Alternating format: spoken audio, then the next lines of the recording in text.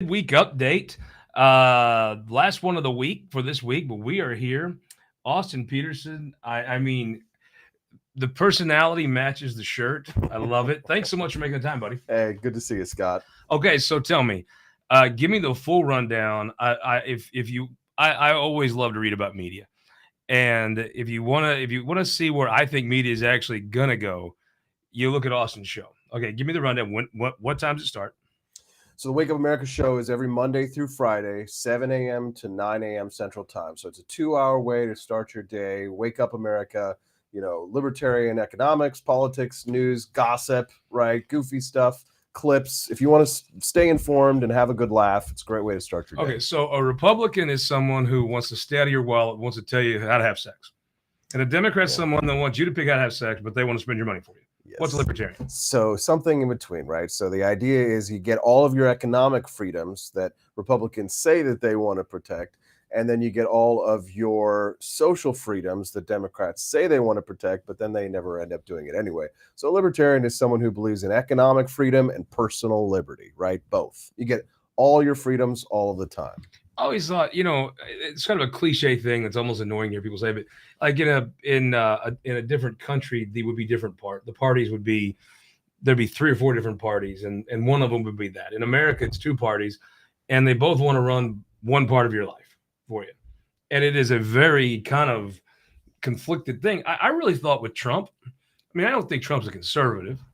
I think what he's done is change what you call conservative, because they've all just sort of fallen behind him. But, I don't think Trump, like, when you say, is he pro-life? No. But did he appoint pro-life judges? Yes. Sure did. And totally, the Roe versus Wade thing doesn't happen without Trump. With Trump, it's such an interesting thing.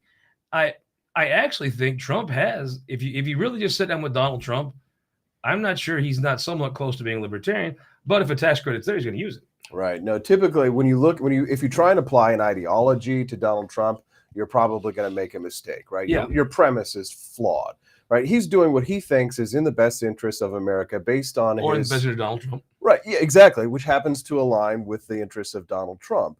Now, the interesting thing, it's got to check both boxes, though. It does have to check both boxes. If it's not in the best interest of Donald Trump, but it is in the best interest of the United States. And I think, we could argue which box is the most important one to check, but I do feel like the guy wanted to be a successful president.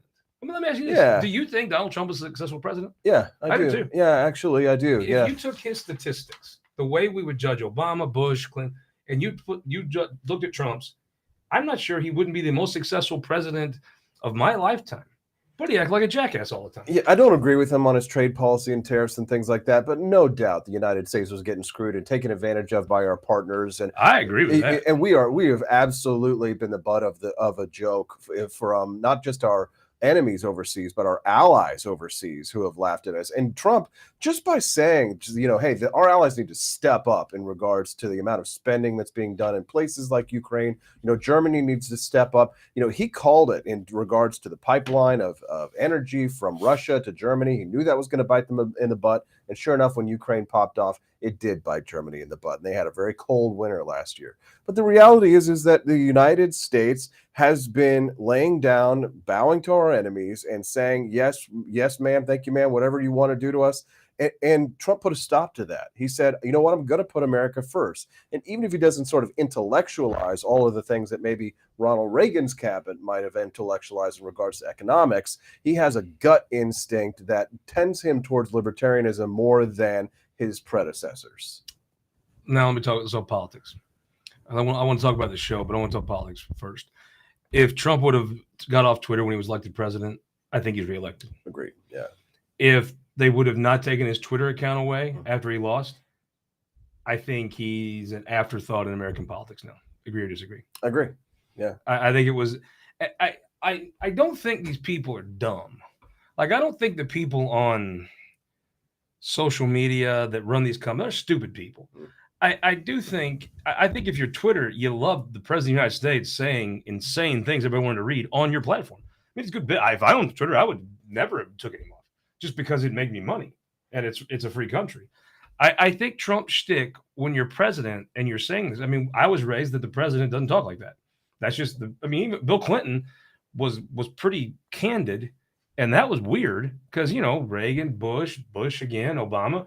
I mean, they had charisma, but they were they were the president, right? They were conservative in Trump their just said outward crazy appearances. stuff all the time, Right. so it was really neat to watch. But when you're saying crazy stuff and you're not president anymore, just whining, I think kicking him off of Twitter was the best thing they could have possibly ever done for him. See, saying things like that, Scott, that'll get you kicked off of radio stations in St. Louis. So you gotta watch what you say in the conservative movement, as I know too. I'm just a white trash hillbilly, and I give you my honest opinion. And my shtick is always, if you can convince me I'm wrong, cool. I've been wrong many times. Yeah. But my take on Trump is, I don't think Donald Trump had an ideology. Also, he's a businessman. Yeah. When you're in business, you don't get time. Like he cut checks to Nancy Pelosi because it helped make him money. He got people that maybe make that permit just a little easier to get there. So he paid the councilman the contribution. I mean, he's a guy who's a pragmatic business guy, and I think he took that to the White House. It's just that Trump is almost what his problems mirror society's. That phone's so easy to spout your opinion on, and it's hard to take that. What old Lincoln say? He said, "I've wrote 100 letters that I kept in a drawer that I was going to send, that I wouldn't send them the next day. I slept on it, that I wouldn't send the letter." How many tweets of people, me, much less Trump, how many tweets have I sent that if I would have saved that to the next day, I wouldn't have sent it? I think people underestimate Trump at their peril. When I ran for president as a libertarian in 2016, one of the things that got me in trouble with my party, then my former party then, was that I said that there's a lot that libertarians need to learn from Donald Trump as a businessman, learning the art of the deal. Lots that any politician, any party. And here's the thing. What did Democrats do in 2016? They underestimated Trump. Hillary Clinton's going to destroy. It's going to be an 80% election. But they didn't underestimate him in 2020. You see, they came back and they had a plan and they knew how they were going to beat him and they were going to change all these rules, and they laid the groundwork to have an electional victory in 2020. At this point in time in 2024, I think it was the rules of the fact that part of it, yeah. Frankly, Donald Trump had an amazing headwind of a pandemic. No matter what anybody did during COVID, a third of the folks were pissed off. It was an economic. Trump does not get enough credit for creating a vaccine. Even if the vaccine was sugar water, it made people feel good to have a vaccine. A lot of folks, a lot of people, if nothing else, felt safe to travel, go back to work. It was the thing they were waiting for. And even if it was sugar water, it made those folks feel good. Placebo works 30% of the time. It works every time. I'm just saying, there's a lot of folks now. The right is against the vaccine. I mean, largely, for the most against part. Donald Trump's vaccine. Against Donald Flat Trump's Doug, actually 3D Doug was hilarious. He'll always tell people, he'll do amendments. He didn't always introduce them, but about congratulating President Trump for creating the vaccine, which I always think that's why Doug is. See, that great. Stings. Well, because there's this weird juxtaposition with Trump and his base, because Trump's base is largely against the COVID vaccine. I hesitate to use the word anti-vaxxer, but there is that there. There's a lot of popularity. You see those same people for RFK Jr. And some people said that RFK Jr. and Donald Trump should run on the same ticket, which is fascinating because RFK is like very anti-vax and Trump is so pro-vax. But I mean, you're right. He does get credit for Operation Warp Speed. And then I think he doesn't get it. There's another thing. Managing the economy through that. I mean, look, I always felt like that amount of spending you were taking, instead of having a pandemic and a recession, you had the pandemic and now you'll have the recession. Now the recession's been put off a long time. I mean, to me, a startling amount of time between what should be a recession and what's not yet. I mean, not a significant one anyway. To your point, though, Trump lost his base, right? He increased his vote total amongst minorities, amongst Latinos, and amongst African Americans, specifically Black men. But he lost that rural white male vote that had been his vote largely. That number went down in 2020 over 2016. They just didn't vote. They didn't vote. They didn't vote in as large a numbers as they did for him in 2016. And they didn't go vote for Biden. They just didn't vote, right? They just didn't vote, right? They didn't show up. And the liberal white women who get offended by the mean tweets showed up in numbers. And so did the young people who were triggered by his behavior in the tweets, the mean tweets, right? They were willing to sacrifice the economy on the altar of mean tweets. Well, I think if you would have laid out to them that today you're paying $1.68 for gas, and a few months later you're going to pay $4.20. Yes, I think those white guys would have went and voted. Right, but everybody was just focused on on the vaccine. And I think that, again, from what You I think heard from a so? lot, yeah, I think that because Trump was sick. Remember, he got COVID in the Yeah. final weeks of the election. And people, like, when they watch the president, we talk about like Reagan and Obama and they acting conservatively. Trump was very belligerent in those final weeks of the campaign. I think a lot of those suburban soccer moms who they go and they vote with their feels in the voting booth, they probably felt like he was not being gentle enough or kind enough or sympathetic enough to Or just people who being a were dying. jackass. Yeah, while people were literally dying from COVID in the hospitals, right? With COVID, from COVID.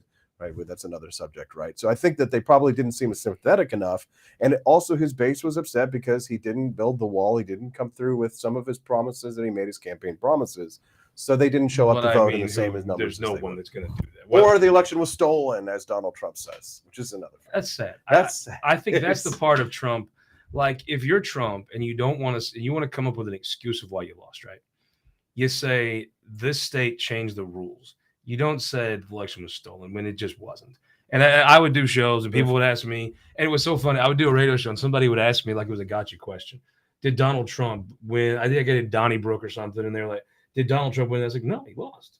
I mean, look, I thought Trump ran very well for all the things he had against him. He had very little money. Joe Biden is a very good candidate. And I just thought he lost the damn election. But I mean, looking at media, you can see why. If you're in conservative media and you've got a big talk show, you can't say that. People. You can't say that, right? You need to bullshit people. Right. And I see conservative media figures and I know them and I hear them behind the scenes. They don't believe what they're saying about the election. As a matter of fact, a lot of the stuff that came out with the Dominion voting machines, remember Tucker Carlson getting fired from Fox News? All the horrible things that he said about Donald Trump in his text messages. Kind of props at Dominion voting machines. Right. I mean, look at them. Because look, did Dominion voting machines have no? That's just bullshit. If you believe that, I'd love for you to come explain it to me. Because if you can show me that, hey, let's get them, right? I've seen no evidence of that. I've seen no serious person actually believe that. And good for Dominion for saying, okay, you, Fox News, we're suing you. You lied. You knew you lied. I know tons of people too in the Republican Party who know all that stuff is bullshit, and they repeat it. And they got the texts. They got the messages. So with Discovery came all. I mean, they got all of the information about when Fox News anchors were saying one thing publicly, they would be saying another thing privately. But people don't want to believe that. They want to believe that he is infallible and that he doesn't make any mistakes, and that the election was stolen from him. Just like the Democrats were claiming that the election was stolen from Hillary for 4 long years. We had to suffer. But now Hillary Clinton and Stacey Abrams in Georgia. Remember that one? Well, I remember her, but I'm not a Hillary Clinton fan by any means. Right. But Hillary Clinton's credit, she said, "Congratulations to the new president. Hope he does well." That night. And that is that used to be like the basement floor of what you do. Mm. Like Al Gore. I don't believe anybody knows who won Florida in 2000, right? 2000. It was out of all those millions of votes, it was down to a couple hundred votes, and you could I don't think that anybody can sit and swear to God that they know who won that election. And in that situation, Al Gore had a right to be pretty red-assed. I mean, I get that just the way those cards were dealt to that guy.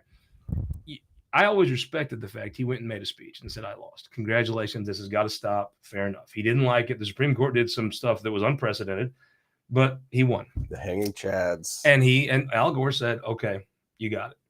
And if Al Gore spent 4 years bitching, he would have had a lot more valid complaints. But it's a grift. You got to understand, like these people are there. You can build a career on this, right? You can tell people this because it makes you feel better emotionally to feel like it's not my fault I lost. I made a mistake when I ran in the primary against Josh Hawley in 2018. You know what I should have done? I should have said that the Republican primary was rigged in 2018. I would have definitely been. I would have had a stronger career.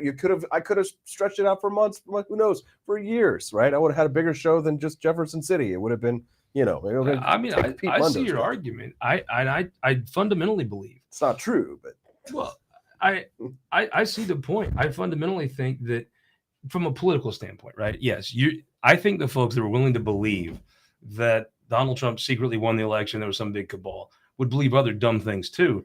I think his line to keep those people organized would have been better about saying the laws were changing. And actually, then you would have gotten other people to say, you know what?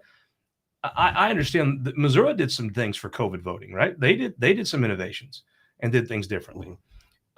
Some states, I think, it's a Republican state. The rules are written by Republicans. that probably were a little stricter. A liberal state is going to have a more, because they've always wanted more liberal voting access anyway. I think attacking those laws would have been something that you could be like, okay, there you go.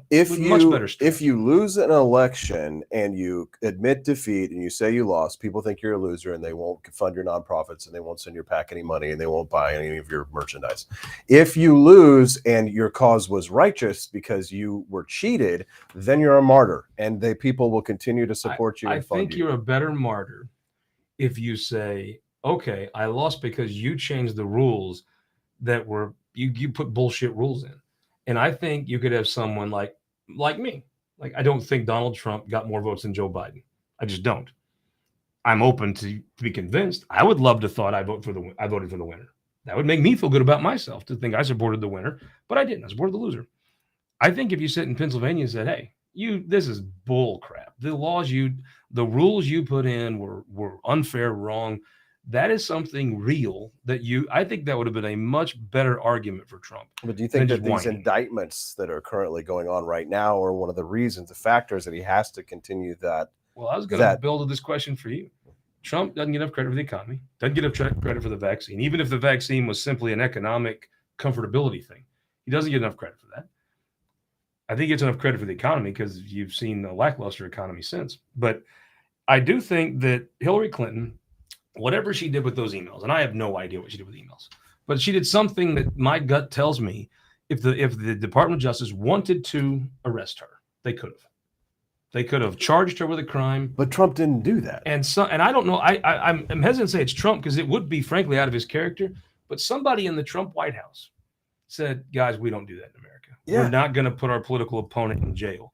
Now, and Trump deserves credit for that because it was his administration. But somebody inside there says, that's not what we do here. But it was a mistake. It was a mistake, Scott, because look what is happening to Trump right now. I don't think it was a mistake. Remember, lock her up. All that talk, but he didn't do it. He didn't do it, now, but now it was a mistake. I don't. Because here's the thing. Look what is being done to him right now. If he had locked up Hillary Clinton, locked up all the people associated with it, it would be a lot harder for them to be locking him up. In terms of mistake for his own personal security, if he was looking out for number one, he probably should have done that. And that might have been one of the reasons why people would have choked that up. I think that Joe Biden comes off as a statesman. I mean, he's a career United States senator. Comes off with a very statesman-like person, whether that's good, bad, whatever. That's my take. And he didn't have the guts to say we don't put our political opponents in jail. I think the New York thing is total bullshit. I was interviewing Eric Schmidt, and I listened to the call he made to Joe. It was like an hour-long conference call. And Donald Trump was a jerk, was belligerent, was saying things that are verifiably untrue. And that Secretary of State in Georgia handled himself very well. He said, we got to find 11,000 votes. I guarantee you that's a similar conversation Al Gore had with I need 500 votes in Florida or whatever it was. It's a conversation. Lyndon Johnson stole a Senate race in Texas, just stole the damn thing. Uh-huh. Like, even people that support Lyndon Johnson, he stole that. You're telling me he didn't know how to call his numbers in? In Missouri, they know that when the old political boss system, they would get on the phone with each other and decide how many votes they need in each county. Now, while Trump was being an asshole, yes. Would he break a law? No, that to me is Democrats wanting their name in the paper and not giving a damn about the country. But they got it. Joe Biden, I actually think in this age where everybody's fake and crazy, I would respect him a lot if he said, you know what, I'm not a fan of this because it's bullshit. And Trump, for all of his flaws, did not try to put Hillary Clinton in prison when he absolutely he could have probably had her indicted. And they couldn't. I'm sure Trump technically. I mean, there's so many federal laws. God, you've elected these Republicans, these conservative small government Republicans, and they can't control the Department of Justice anymore. They say everybody commits at least one felony a day. I'm sure. Yeah, me more than most. But the fact of the matter is, these small government Republicans have turned this into damn near a police state. They can't control the Department of Justice anymore. Yeah, no, well, they never would. I mean, like when Trump, even if they tried to reform it, they put them in jail. Right, but here's the thing: the FBI, they were spying on Trump before the election. Mm-hmm. Remember that scandal when it came to Obama? I mean, Obama used the DOJ against his political opponents. I don't know if you remember the Tea Party years when the IRS and Lois Lerner were weaponized against the nonprofit institutions like the Tea Party groups. I observe government. Let me ask you a question about that. I observe government almost professionally. There's two types of problems in it. I mean, they're both problems, and they both the guy at the top gets the credit and the blame. There are issues where Obama is in a meeting where this is discussed and he doesn't say anything, or he gives the high sign. And then there's things where lower level folks believe they have a leftist president and they're actually helping him by committing crimes. My gut tells me in this instance, this was someone in the Obama administration, that it did not go anywhere near the White House. It was a bureaucrats generally are more liberal, more Democrat. They want a bigger government that they makes them more money, right? It's like NPR is always for a tax increase. Well, no shit, they might get a cut of that. I tend to think those things did not come to Obama, because I also think Obama, whatever you say about him, smart politician. That shit didn't help him. Picking on some right-wing group did not help Barack Obama. It only hurt him. Well, my point with this is just that the Democrats will weaponize the government against their enemies. They will use the power of government against enemies. And when Republicans have power, they don't go after their enemies, like with Donald Trump not going after Hillary Clinton, even though he said he would. And at some point, you can't just lay down and say, oh, well, we're not going to use this power that we have, that the voters have granted to us, to go after people who are committing obvious crimes, who would absolutely do the same thing to us if we were in that scenario. So I think the problem is that Republicans, with that conservative aspect, right, is that unwillingness to play hardball sometimes, right? And that's why I think Republicans can tend to lose. And I think Trump came in and he won and he swept away like the old George W. Bush conservatism, in large part because they saw Trump as a fighter, as someone who was going to do that. The fact that Bush invaded a country for no reason and crashed the economy, whatever he was doing, probably shouldn't do that again, right? Drew, good point. I mean, I was in D.C. when the 2008 crisis, the meltdown happened, and the first Tea Parties were actually organized as a protest against George W. Bush's bailouts. Right? And people were like, "Oh, it's racist it's against Obama." But I was in D.C. when Grover Norquist was protesting against George W. Bush. So yeah, there was a lot of unhappiness with George W. Bush's wars. But the fact remains is that the Democrats fight, and the Republicans have felt like they haven't had somebody who's fighting for them. Whereas conservatives, they lose slowly to the Democrats. Right? That's what conservatism is.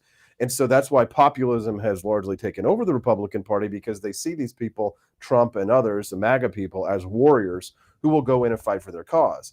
Now, I think Donald Trump lost in part because he lost his base, because he wasn't the fighter in office that they wanted to see. Ironically, and I read this in a headline in Financial Times just like a couple of weeks ago, but ironically, the thing that the Republicans and the Democrats all hated Donald Trump for the most were the libertarian things that he did.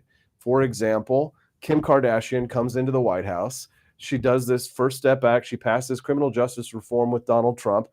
Republicans hated that. MAGA people despised that criminal justice reform, because criminal justice reform is what considered to be soft on crime, right? So Republicans being the tough on crime, people were the party of law and order, right? A lot of Republicans didn't stand for that. And plus, it's Kim Kardashian. She's an elite Hollywood billionaire celebrity who, of course, people on the right.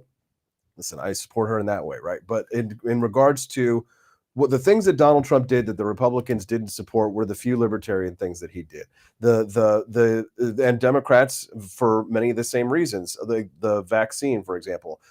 Listen, the problem is that when it comes to Republicans, they want a fighter. They're looking for a leader right now who will fight. And unfortunately, with the way the primary is right now, I think Donald Trump wins the primary and probably loses the general election. I think a safer bet is Ron DeSantis, who is a fighter and has shown he can. Hell, the guy won Miami. He won the Republican won Miami. Everybody was telling me about Ron DeSantis, and I was like, hold on, running for president's tough. Yeah, and I see this guy. He's really famous because he had a great COVID policy, which was we're not doing COVID policy.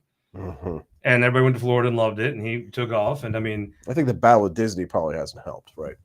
Well, I also think why you messing with a private company? If they want to produce liberal stuff, it's their business to produce liberal stuff. Well, his specific beef with Disney was that they weighed in on the "Don't Say Gay" bill. But you mean they spoke out? Yeah, I mean they're allowed to have free speech too. Yeah, they're allowed to have free speech. I thought that was idiotic on his part. I agree. Yeah. If it's your company and you want to put out conservative stuff, cool. If you're Pat Robertson, cool. If you're Disney, you want to put out liberal stuff, cool. The market will decide. And until then, if a company wants to speak out, that's their right. Yeah, but in terms of like a fighter, you want a warrior. There, Ron DeSantis, judge, advocate. Okay. Well, he's doing what you would just criticize the Democrats for doing, using the power of the government to harass people. Yeah, no, I agree. That's what he did. I agree. I don't necessarily agree with it in terms of how he does it, but Here's the thing: I'm talking about what the Republican base wants, not necessarily what I want. Right. And I think Ron DeSantis would be better than whatever the Democrats would give us. And I have my quibbles with the way DeSantis handled Disney.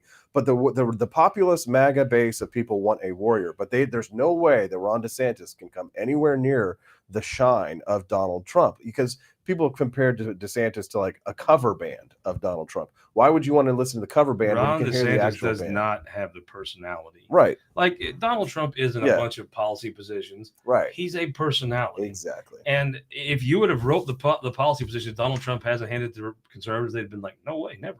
Mm-hmm. It's a personality. Yeah. It's I hate the government. I hate everybody that you hate. Fill it in the blank.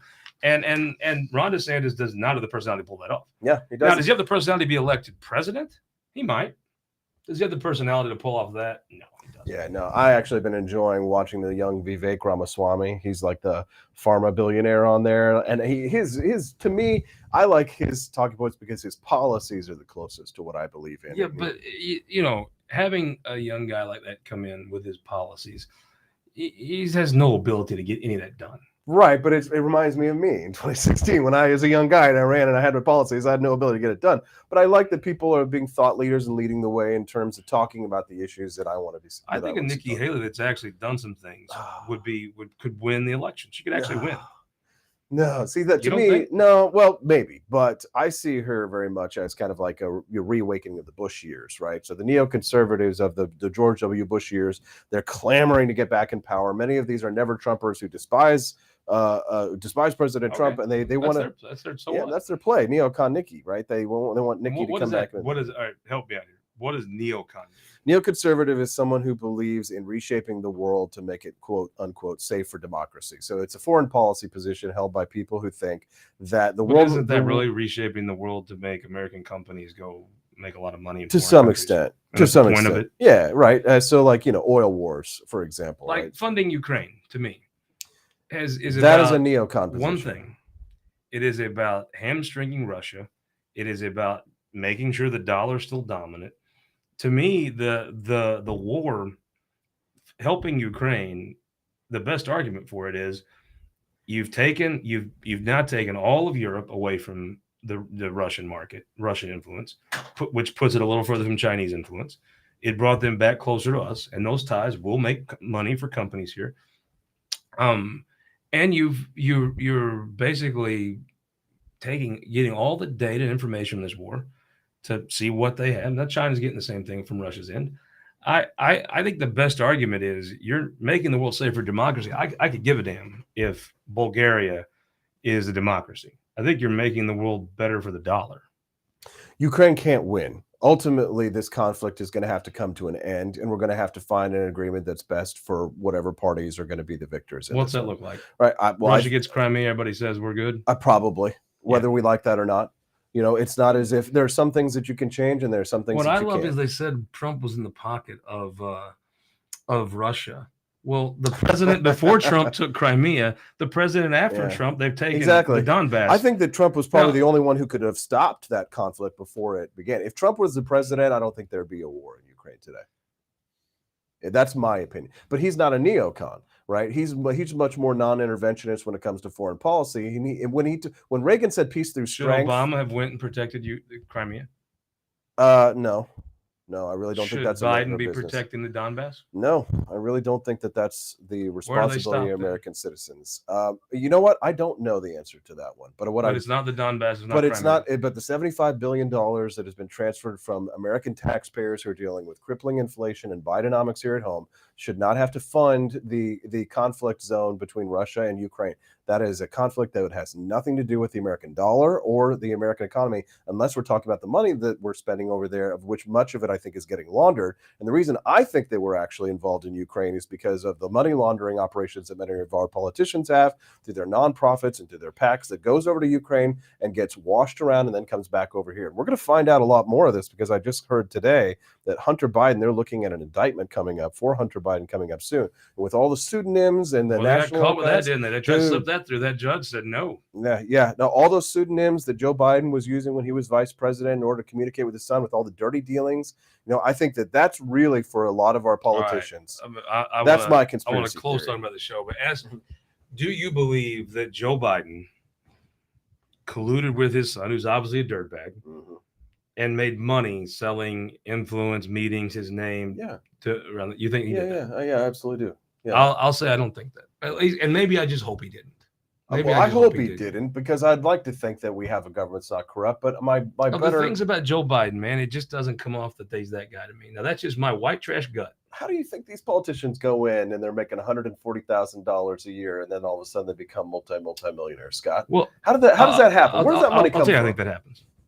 I think that all of a sudden you're at the real country club, like you're not at Old Hickory or Old Warson. You're at the St. Louis Club. You're not at Oak Hills Golf. Yeah, all of a sudden you're there, and they hire your wife, or or they hire your son. The way to make money is you get rich being around rich people, because you just end up in businesses and opportunities that you wouldn't know about otherwise. And I think they fall into that, and I think people want to have them on their board. They want to have them come speak, and they're willing to pay for that because it's an influence thing. But do you think people buy Hunter Biden's paintings for $130,000 because they really think that Hunter Biden is a great painter, while he's smoking crack? I mean, it goes to this. Do I think if he was Hunter Faughn or Hunter Peterson, you'd have bought that painting for $5? No. Do I think a Democrat donor thinks it's cool to have the president's son painting? Yeah. And do I think did Joe Biden say, okay, I'll have this meeting if you buy this painting? I'm sure his son probably worked on that. Did he have if he had an active knowledge in it, then he should not run for re-election. I wonder. I'm always skeptical too of something I want to believe. In a way, I'd love to see Joe Biden go down. I agree. I'd love to see a turmoil and a Republican get back in the White House. I tend to vote for a Republican. And I'm always skeptical when somebody tells something I want to hear. Yeah, no, you're right. That's a healthy instinct. I'm the same way. The more I want to believe something is true, the less likely I am. My gut just tells me that's not Joe Biden. And now, I'm wrong a lot, but my gut just tells me that's not him. Dude, he's been so corrupt since the 1960s and 70s. The guy lied. Has he though? Yes. The guy lied about law school. Like when he was in law school, the guy committed plagiarism. I mean, he's been dirty ever since he became a senator in the early 1970s. I don't know that you can equate plagiarizing a speech or cheating in law school with. Well, he lied about the number of degrees. Okay. Well, I mean, listen, if you're willing to lie about small things to people, what makes you think that they're not going to lie about the big things? Well, it's not a crime to lie. There's some. It is under oath. It is a crime to lie under oath. And when you're in certain hearings as a senator, if you're lying, then you could perjure yourself. Let's talk about the show. So the show every morning. Before we talk about the show, though, let's talk about my friends here. Look at this. We got a frying pan. Austin, where are you from? I'm from Peculiar. No, it's Cass County. Mm-hmm. Are you on KCP&L? I guess it's Evergy now. Are you all on a co-op? I think it's still KCP&L. Yeah. United Electric. This is the greatest gift ever. I got to get you one of these Yetis, as they would say. Shout out to Combest. Steffi would love that. So you got this frying pan, outstanding. I'm gonna send you home with one today. They lay rural broadband. I bet a libertarian, even a libertarian, if you're a Peculiar, can get on board with some rural broadband. Can't watch a show without rural broadband. All of a sudden, now Austin Peterson is into the Donald Trump thing of, I probably don't think the government should do rural broadband, but how are you gonna watch my show? It's the last thing one of the last things that I would take away. Public libraries and rural broadband are the things that Isn't it crazy down the street? They have lockers for the homeless people in the public library. I heard that, yeah. And they actually are for more meter maid tickets. What? And then they tried to pass a tax increase, and it went down in flames. So I want to come borrow a book, I want to go borrow a book at the library, and they want to ticket me. I'm going to actually go illegally park in front of their place and ask for a homeless locker. But also, when you come down next weekend, big weekend, we got our roast. Courtyard by Marriott. Look, it's where people want to meet. It's where people want to meet you. Don't dick around with it. Courtyard by Marriott, great place. It's where you want to stay. I'm very, very, very happy for the roast. It's going to be a lot of fun. We have Justin Brown coming. Love Brown. He's going to be a roaster. McKenna is a roaster. It's very sad. It's been a tough year this year. We lost Ron Richard this year. He was a roaster last year. But even equally sad, the world kept Ryan McKenna. which is a big disappointment to everyone. If we were going to pick one to lose, we probably would have picked McKenna, not Ron.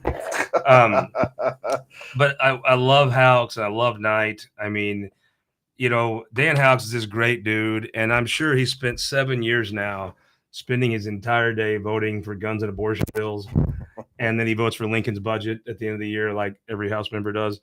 And I always just felt like at some point opportunity is going to come knocking, and I think maybe this year opportunity is going to come and knock for Dan Haux to get out of that chamber. But I think when the opportunity shows up and knocks on his door, it's going to ask for Rick Bratton's address, and I hate that for him. And we're going to have a good time with everyone. It's going to be fun. We're going to have Mark Habs' birthday after the event. But we're at the Country Club Soybean Association, 6 p.m. Monday night. It's going to be a good time. We'll have something for you to eat, something for you to drink. It'll be good. It'll be fun. Trust me, you won't be disappointed. Pivoting to the show. So tell me what happened with YouTube. I'm very interested in this. And by the way, if you're watching on YouTube, I totally agree with you, YouTube. Austin's terrible. Great decision. And the Department of Justice, if you're watching, I didn't mean that. I totally believe you're the greatest. I 100% support the Politburo or whatever at the Department of Justice. I'm 100%. I totally believe you're doing the right thing here. So the Wake Up America show, which streams out of your amazing television studio every morning, Monday through Friday, 7 to 9 a.m. Central. We stream to multiple social networks. The reason that I did that in the beginning was because I feared that the possibility would one day that either YouTube or Twitch or Facebook would say, we don't like what this young man is saying, and we are going to take him down. And sure enough, it happened last week. Actually, the way that I found out was that my monthly subscribers, people who pay a small amount to support the show on a monthly basis, they all got an email from YouTube before I did that said, would you like to have a refund of your subscription to Austin Peterson's show? So I get a text message, that says, hey, Austin, why am I being asked if I want a refund of your subscription? I have no idea. So then I go and I get the email from YouTube that says you have been demonetized. You can no longer make money off of your Wake Up America show, which, for me, being a small business person, that's scary. Yeah, that takes the chunk out of my budget.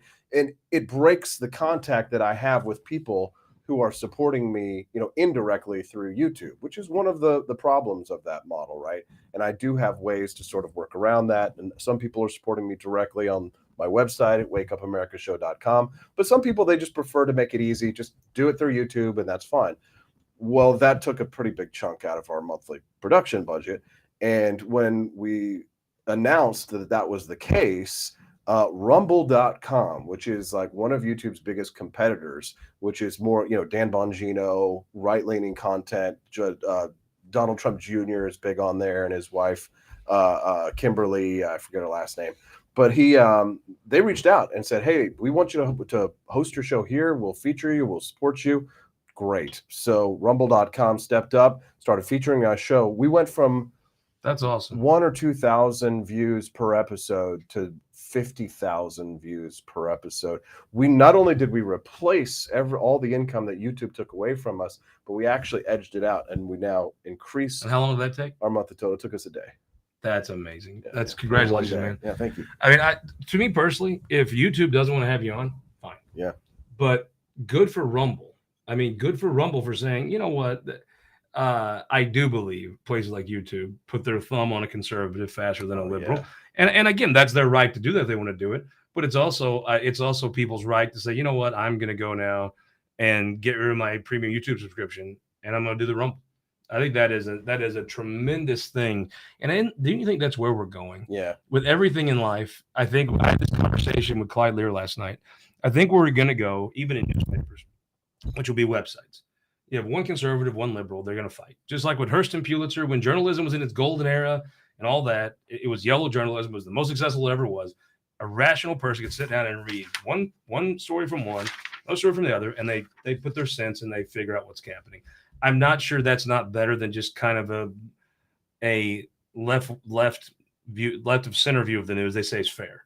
I think just reading both extremes and figuring out for yourself is probably is probably where it's going. I think it's gonna be people will be better informed. So you probably gave me one of the best compliments I've ever received the other day when you said, Austin, I think that you actually believe what you say. And Absolutely. and I told my wife that last night when we were talking about it. And she said, oh, that's a big compliment coming from Scott, because we all know that people in politics and people in the news, we were talking earlier about people who say one thing on the media and then they say something privately. Mm-hmm. What you see and what you hear on the Wake Up America show is me. It's raw, it's unfiltered. It's exactly what I believe, because it comes across because I actually believe in liberty. I believe in these ideas and principles that I've been fighting for now these 15 years.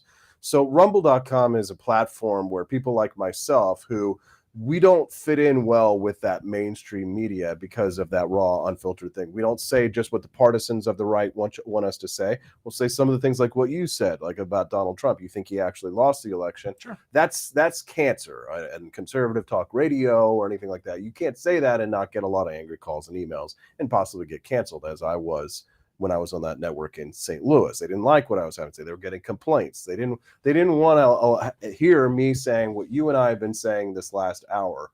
And so that was it. Pulled the plug, canceled. But Rumble's not going to do that. Now, it doesn't make anybody happy. Could I be more financially successful if I were to do things like that? Sure. But I'm willing to take the hit to my personal financial book if I know that I can sleep at night, because I got to get up early the next morning and get my ass here in the studio and do the next thing the same way. I think people who are committed to a media personality or a figure, they're going to be a lot more loyal and they're going to stick with you more if they've seen your consistency and know that you're not BSing them, versus people who will drop you at the drop of a hat if they feel as if you're fickle. And you may be entertaining, but if they feel as if if they see the circus act that you're BSing them.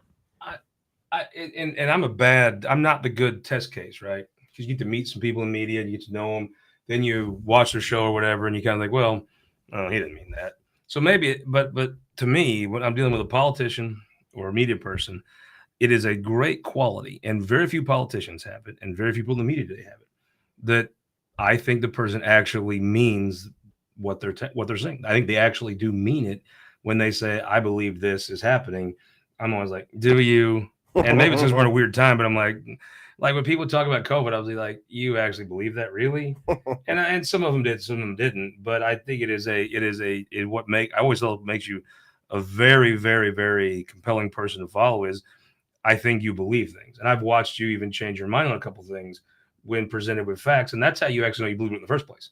I mean, if you just come down somewhere, but if you have to re-engineer how you thought about it, to me, the smartest people I know are people that can change their mind. It takes a lot of intellectual heft to change your mind on something. And humility, because it's embarrassing being wrong. I think humility takes intelligence. Yeah. I hope that that your audience, if they're curious about the show, because it's, I mean, we're talking about a premium setup in this studio, since this studio that you built is beautiful, and people who come in who have never seen the Wake Up America show before, or people who have seen it maybe once before when we were still in the brewery, the brew house, before we moved into the studio, are just amazed at how beautiful and quality the studio is. They should definitely check it out at rumble.com/AP4Liberty. But like, AP for Liberty is where you can find me anywhere. Some people like Facebook, some people like Twitter. AP4Liberty on whatever platform. But I hope they'll tune into the show, because I think it's a great way to, again, start your day off right, find out what's going on in national news and politics. You're going to find out what happened on this day in history. You get a little Missouri influence in there. Yeah, and especially when we're in session. When we're in session, I like to bring in the legislators, talk to Tony Lavasco. We're gonna, happy warrior. Yeah, we're going to get Bill Eigel in here to talk about his gubernatorial campaign. Isn't it an interesting thing how a guy like, if some of the stuff Tony says, I'm always like, oh, that's crazy. but the stuff he says, I'm so much more interested to hear from Tony, because he's a happy guy. Yeah, there's a joyful nature to him. Happy warrior. That is very compelling to me, and I really enjoy just being in his orbit. And, right? and let me ask you something. Don't you love Camellia? Because she's so great. Camellia is okay. So Camellia is one of the people. She helped me move from Kansas City to Jefferson City. So in 2018, when I ran for Senate, she was so inspired by my campaign. At first, she didn't like me because she's like, he flipped on Trump. Now he likes Trump. He supports Trump. What is he all about? So she kind of pestered me until we became friends. And So she comes on the Wake Up America show every Tuesday and Thursday at 8 a.m. And we like to play a game, make Camellia blush. That's like what I like to do is try. That sounds, yeah. I've actually watched this. That is funny. Yeah, try and make Camellia blush Tuesdays and Thursdays on the show, and she's great. But she's a serious, dedicated intellectual, and she's an activist, and she works at Americans for Prosperity, and she also believes what she says. And she's been fighting for charter schools here in Missouri, and she's been fighting for. I think she's working on the Ron DeSantis stuff because Americans for Prosperity has officially endorsed DeSantis. So she's done some door knocking and things like that. But she is, to me, what I think is the best of Missouri, because she represents real Missourians. She's rural, right? She's a single mom. A lot of Missourians have financial struggles, right? But she believes in something, and she's got an open mind. She's willful and she's strong, but she's also sweet and kind. So she really represents, I think, in terms of like a female Missourian. Camellia is some of the best of that, and we have her on our show twice a week. I get a great kick out of people that will text me or message me. They'll see me going back and forth with her about something, and Camellia always thinks whatever the Washington people think about stuff is really funny to me. Sure. And I can't stand the Washington people when they come here and try to treat us like hicks. But people will say, they'll try to say something about America's Prosperity or Jeremy or her, and I'm like, you don't understand. I don't really argue with people on Twitter. That's just not what I do.